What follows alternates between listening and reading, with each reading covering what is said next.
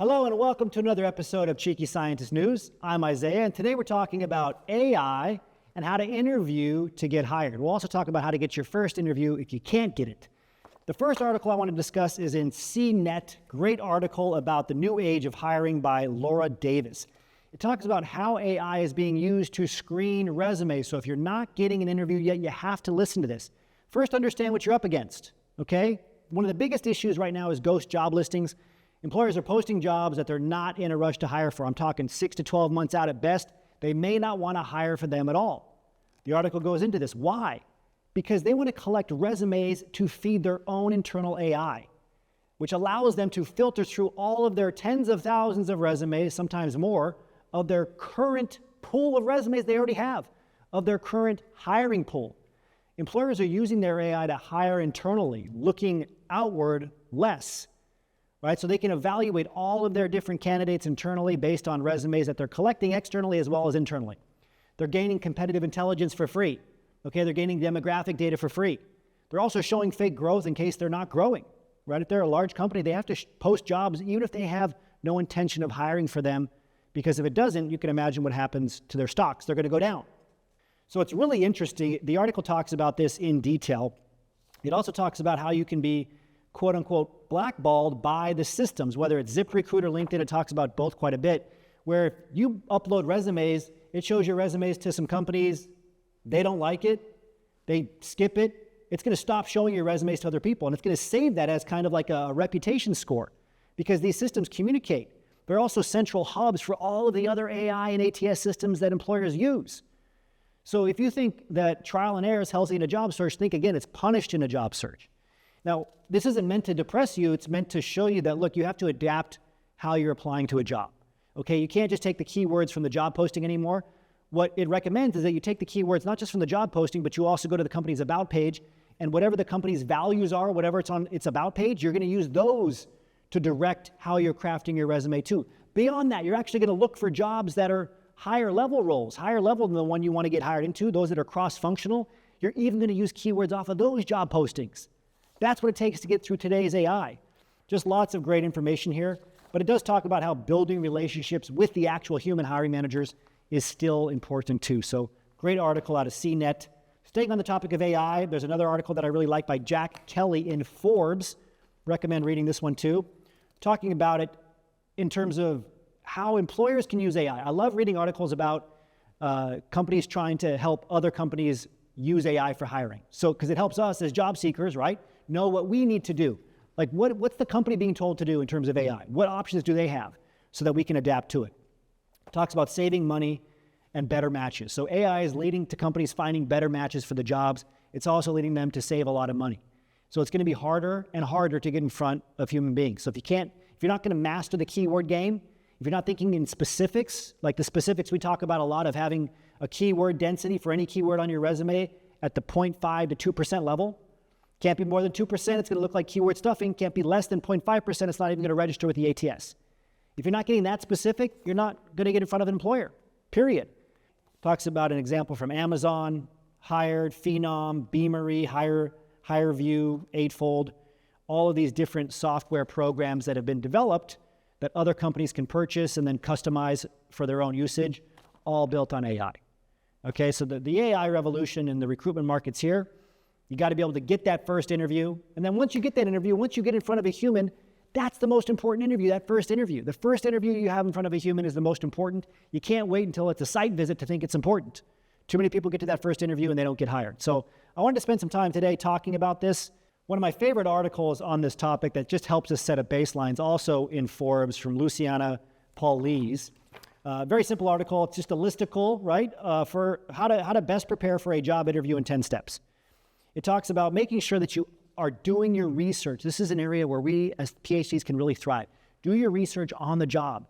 Again, I talked about going through the about page, looking at the other job postings cross-functionally, the other higher level job postings. Who are the people on LinkedIn? Research the company. I talk to a lot of PhDs who say they did their research, and I say, well, what are the company's values? What are their mission statement? Right? What does it say here on their about page in this section? I don't know. I didn't go that deep. You got to go that deep. This is a skill that you can flex as an advanced researcher. You got to understand them inside and out, not just the technical aspects, but what business solutions are they looking for? What mergers and acquisitions? Why is the job available in the first place? You got to understand the job description thoroughly, not just quantitatively, right? You can run it through any sort of keyword density scanning program, use JobScan or similar like we talked about, but you also got to read through it qualitatively, okay? Anticipate and practice common interview questions. Of course, have your elevator pitch ready. Who are you? What do you want? What's the job at hand? And why should anybody else care, right? So usually saying something to the effect of you want to see your scientific knowledge or your skills translated into a product or service that helps people. What product or service? The one that the company's offering. You want to get behind that. You got to quantify your impact in an interview too, not just your resume. They're going to say, what are some of the things you've achieved before? Got to give them specific numbers, not about 10 or close to 100. An interview's open book. Bring it with you. A list of the actual things the actual quantified results that you've achieved. Prepare thoughtful questions for the interviewer. Okay, one of the worst things that you can do is give short answers. We all try to avoid giving a monologue, but the worst thing, even worse than a monologue, is when they ask you a question, say, no, I don't have that skill. Or, yeah, I did that for 2 years. They want to see an arc. They want to see something called the STAR technique. And there's a really good article that goes over the STAR technique in U.S. News from Jamela Adam. I recommend reading this. It talks about how to use the STAR technique: situation, task, action, result, how to combine the middle two into a problem that you solved, and then bring the result and craft the lesson that you've learned that you're going to take to the company from that result. Okay? Some great example questions are in this article too. Have you experienced any setbacks at work? If so, how did you overcome them?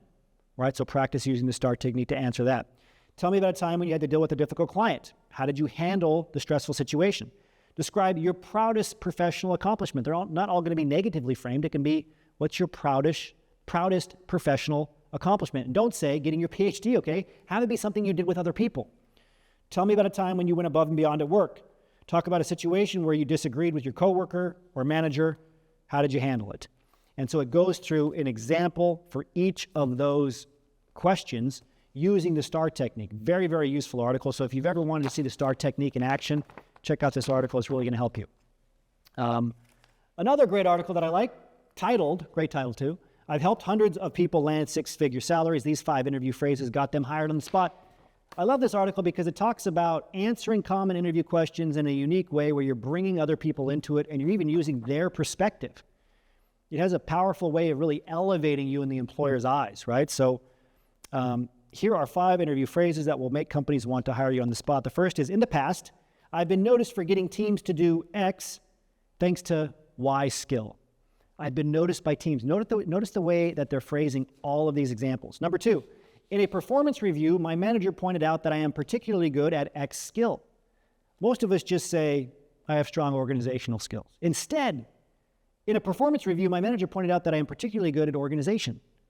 Very different, right? And you can take whatever niche skill that maybe your advisor or some past boss had, or a technical skill, and put it in there as well. Number 3, my colleagues would always comment on my ability to do X thing thanks to my Y skill. Right? Don't just say I'm good in a crisis or good under pressure. Say, my colleagues would always comment how I'm able to handle X, Y, Z, or really focus on, making sure a project hits the budget and milestones and timelines. Thanks to my superior time management and cross-functional collaboration skills. Number 4, I am known for improving our team culture thanks to X skill, right? Don't just say people feel comfortable around me or I can work well with others. I'm a team player. I'm known for improving our team culture thanks to my ability to work cross-departmentally and to always bring in the key stakeholders early on a problem. And then finally, I have a few close friends that have stayed with me throughout life. Instead of just saying I'm great with networking, or they ask you how you build relationships, right? Make it more personal and more collaborative. That's the overall focus. This article is in a periodical called The Cut, and it's by Allison Green, 10 Ways to Nail Your Video Interview. This is a great list. Really corroborates a lot of the stuff we talk about all the time. So always do a trial run, whatever software it is, even if it's Zoom or Microsoft Teams and you've used those a lot. Certainly if it's some other software you haven't used. Get the lighting right. Lighting is the most important thing with a video interview. Lighting, and then close second is audio. Like actually having very clear audio, getting a mic, ideally, that's close to you, is so much better. If they can hear you clearly, see you clearly, it builds trust. This article talks a lot about this. Have everything you need on hand. Do not have to get up. Have the strongest internet connection you have. You got to have a hardline connection. You got your router. You got Wi-Fi. Buy the Ethernet cord. What are they, like $5 on Amazon? You got to get a hardline connection. Look at the camera, not the people talking to you. If you're distracted by looking at yourself, minimize it. Right? If it's like Zoom or one of these software programs where you can make it a small box next to the camera, do that. You can get these external cameras very cheap as well. Got to be looking at the camera. Keep everything else on your computer closed. All your little dings, notifications on your computer as well as your mobile device. Mind your expression. A lot of us can't keep the tone in our face for 45 minutes. Some of us can't even do it for 5 minutes. You got to practice that. Can you keep your tone? Are you looking at your face? Can you stop yourself from doing this? Can you stop yourself from twitching nervously? Can you hold a half smile for a long period of time and be engaged?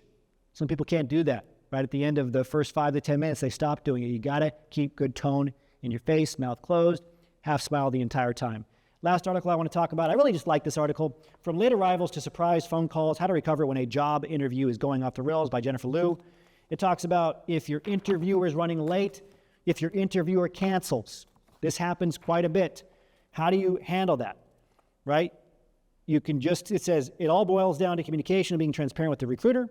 Just say, hey, based on my schedule, I have to be back at work at this time. Can we reschedule the interview and make it work to accommodate for whatever you need, right? So all of these points come down to communication, but it can be a very stressful moment. So I just like how detailed this article is. If your phone goes off, right, obviously don't answer it. I like what it says here. It says, when you go and sit down for the interview, it's nice for the interviewer to see you actually put your phone away. Like that, having them see you put your phone away. Instant little credibility boost. It's kind of a visual cue that you're the candidate and you're completely focused. So you can wait to do that when you arrive. I just love the little tips like this. You can say something along the lines of, I'm completely focused and present on this conversation. I'm interested to hear more about this opportunity, but my phone is closed because, right, I have a family member in the hospital, et cetera. So it talks about how to handle situations where if there is a legit emergency that could happen, you just explain it beforehand. It also talks about how you should do this if you're on a video interview and you have a dog in the other room and your office is, from what you mentioned, my office is at home. I do have a dog in the other room. I have somebody watching them. They might bark. We live in an apartment where it echoes through the walls. Just explain that, short and sweet, and then stop. If you live, in a city with a lot of traffic outside, you got to take the interview inside. Just explain it to them beforehand. I really like that article as well. Very, very last thing, I guess I got one more, is keeping your confidence up during a lengthy job search. This is from the Harvard Business Review. Great article as well from Marlo Lyons. It talks really about the importance of creating goals. Too many of us don't set goals. One thing we talk about a lot is every day reach out to 2 new people. Just if you do that weekdays, that's 10 new people. Small goal, but you'll see progress, then track your progress. Because if you don't see any progress, all you see is the rejections when you upload your resumes online, and you're not even counting the resumes that you did. You're not even counting the responses. You're not counting anything that's growing. You're going to run out of motivation very quickly. So what gets measured gets managed, but also keeps you motivated. And then the last thing, the last point, it talks about joining a networking group of any kind. Don't join 10 or 11 you can't keep up with. Find one, right? This is a big reason because I suffered in my job search when I was first trying to get into industry. And there was just nobody to talk to. Nobody that had the same specific problems that, a lot of us as PhDs face, being seen as overqualified, underqualified, et cetera. It's a big reason that I created the Cheeky Scientist Association. Just find that networking group, whatever it is for you, because you're going to see other people going through the same things. You're going to be able to ask them questions. It's like having a journal club or a departmental meeting, right? It'll keep you motivated because you're going to see things from different angles. You're going to get out of your own head. You're going to stop siloing yourself, get more information. You're going to be able to move forward. So that takes us to the end of today's Cheeky Scientist news show. As always, stay current, stay informed, and keep making progress in your career.